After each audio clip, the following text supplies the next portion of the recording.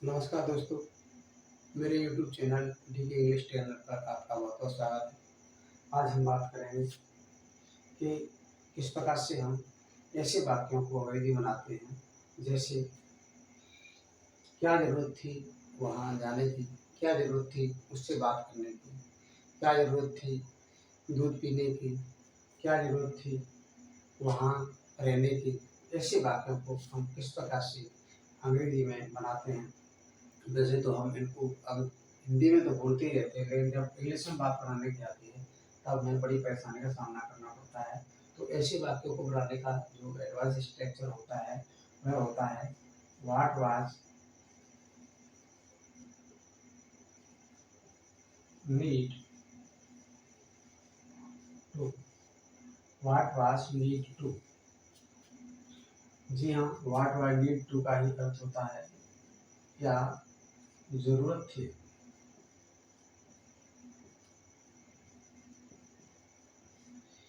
क्या ज़रूरत थी?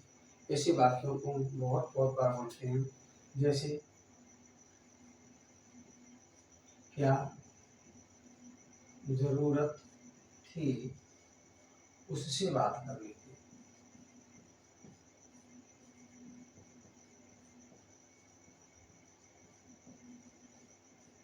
क्या ज़रूरत थी उससे बात करने की।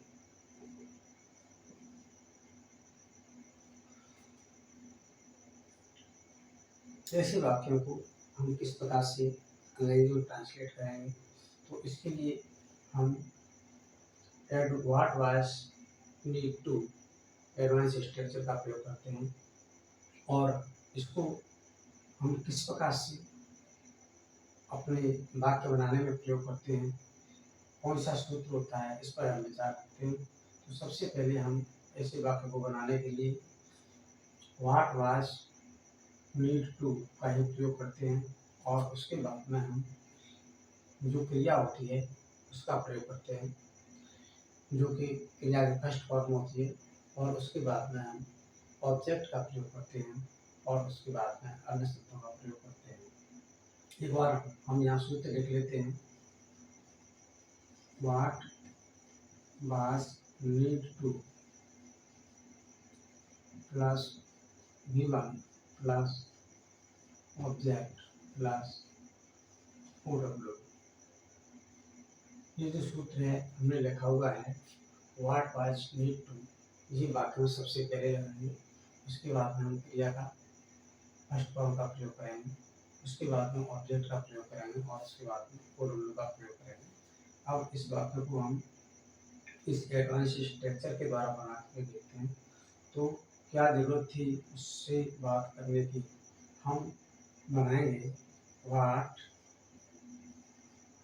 वाज नीड टू, क्रिया की फर्स्ट फॉर्म बात करना, यहाँ पर टॉक, बात करने की टॉक लगेगी TA। What was to talk to him. पूरा वाक्य बना what was need to talk to him. दूसरा वाक्य बना के देखते हैं। क्या जरूरत थी वहाँ जाने की। तब यह वाक्य बनेगा क्या जरूरत थी, इसके लिए हम वही एडवांस स्ट्रक्चर का प्रयोग करेंगे। What was need to go, क्योंकि यहाँ पर जाने की क्रिया हो रही है तो इसके लिए हम गो का प्रयोग करेंगे। What was need to go there. पूरा वाक्य बना what was need to go there. अब हम और वाक्य बना के देखते हैं।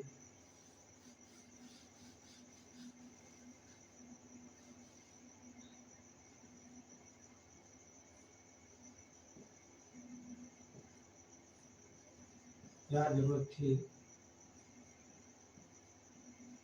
उसके साथ रहने की।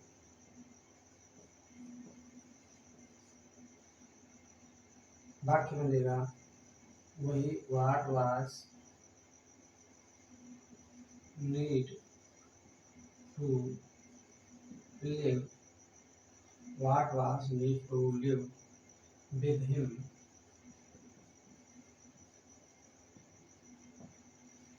वाक्य बना व्हाट वाज नीड टू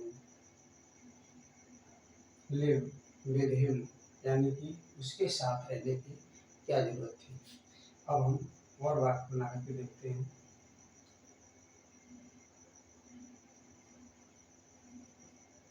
क्या जरूरत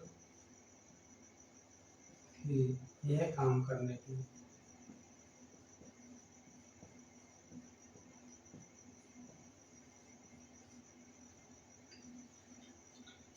अब इसे हम इंग्लिश में ट्रांसलेट करेंगे तो वही सबसे पहले हम अपने एडवांस स्ट्रक्चर का उपयोग करेंगे। What was